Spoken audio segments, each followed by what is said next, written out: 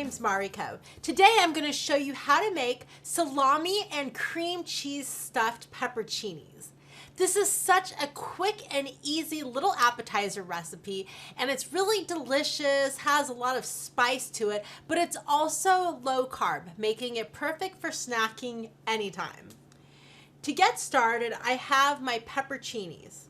Pull off the top from your pepperoncini and then get a little knife and make a slit in it.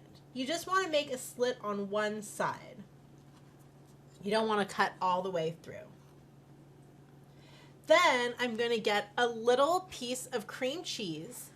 If you want a lighter version of this recipe, then you could use a lower fat or non-fat cream cheese as well.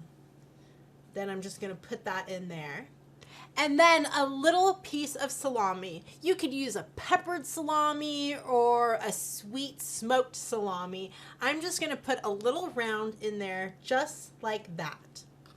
Now I'm going to wrap my pepperoncini around the salami and the cream cheese. Drive a little skewer through it. And it is ready to serve. This is Mariko showing you how to make salami and cream cheese stuffed pepperoncinis. Enjoy.